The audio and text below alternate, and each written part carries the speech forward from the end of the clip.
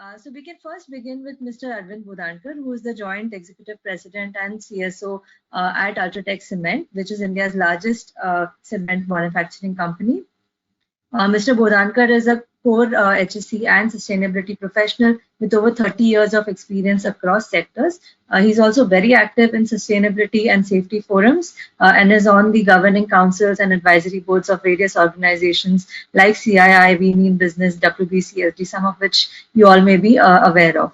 Mr. Bodhankar, would you like to share with us some of the top 1 or 2 carbon initiatives, low carbon initiatives UltraTech has implemented? And in your perspective as a leading cement company, how can a simulation exercise like the one we are doing help Indian businesses in the perspective of carbon markets? And I apologize in advance for asking you to keep it short, but I will interrupt you probably once when you have a minute left. Over to you now, sir.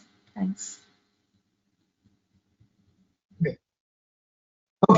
So thank you, Ashwini. Thank you, Megha, for inviting me to speak. As only 5 minutes have been given, I will straight away jump on to our initiatives. And those who understand cement industry well, cement is perhaps the highest consumed raw material on the earth, and it's only concrete is only the one after water. I mean, in terms of CO2 emissions, cement industry contributes almost 7% to the absolute CO2 pool.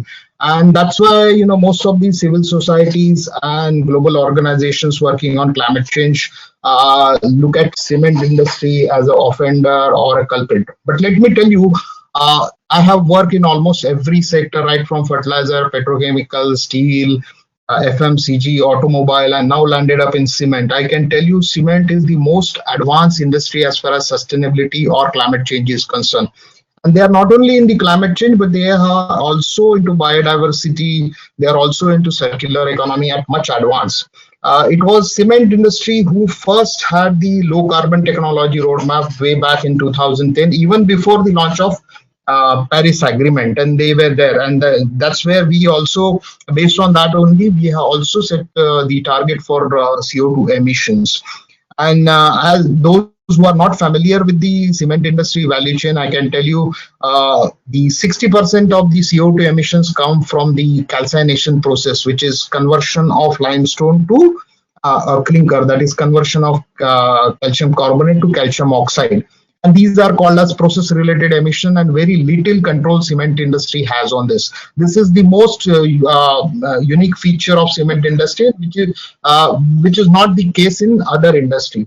30% comes from the fuel which is used for the calcination process in the kiln, and 10% comes from the power utilized for running the rotary equipments and all. Naturally, our initiatives are also based on this. First, I will talk about the emissions coming out, how we are reducing the emissions coming out from the calcination process. So as I said, there is very little control for us on this. So what we are doing is we are using more and more blended material like fly ash or pond ash, or for that reason the slag from the steel plant. And we are blending that so that we are trying to keep the clinker factor into the cement as low as possible. And lower the clinker factor will have lesser and lesser emissions. So this on the first piece which I talked about. On the fuel piece, instead of using the virgin fuel which is coal or any other petroleum material, we are blending it with the hazardous waste from the various industries, as well as the municipal solid waste or the refuse derived fuel we have, and we are blending it with it.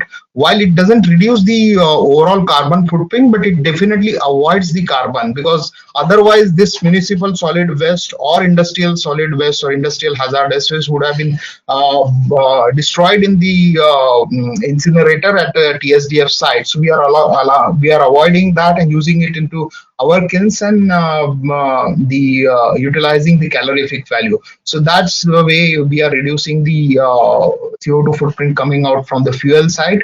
On the power, definitely there is a good opportunity. While 10% the portion, the footprint is only 10% of coming due to the power. But what we are doing is we are replacing our power with the renewable energy. And we also have waste heat recovery projects. So waste heat coming out from the cement kilns, the other areas, is utilized for generation of the power. So these are the three major initiatives what we have taken, and Ultratech is the leader in this. Our heat value per ton of clinker is best in the industry, and we are definitely a leader in the market as far as CO2 emission reduction or CO2 emission reduction in the clinker production is concerned. You have 1 minute. Sorry.